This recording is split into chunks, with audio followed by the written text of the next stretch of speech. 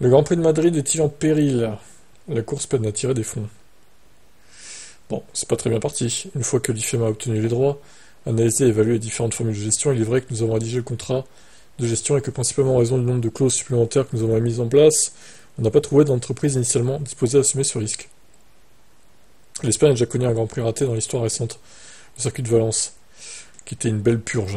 Valence, alors c'était beau peut-être, mais alors les courses, la purge que c'était quoi. Le coût de la course l'a emporté sur les bénéfices, qui signifie que des sections de la piste ont été laissées à l'abandon. Ah bah super.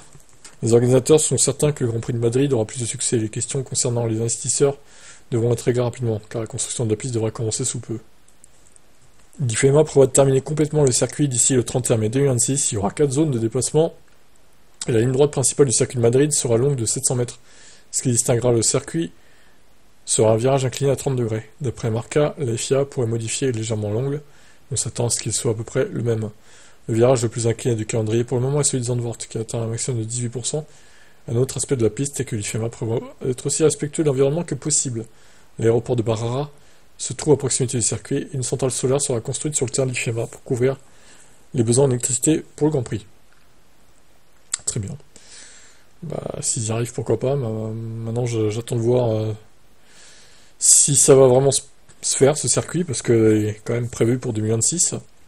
Alors, voire 2027, du coup, vu qu'ils ont prévu de le finir en 2026. Donc, j'attends de voir.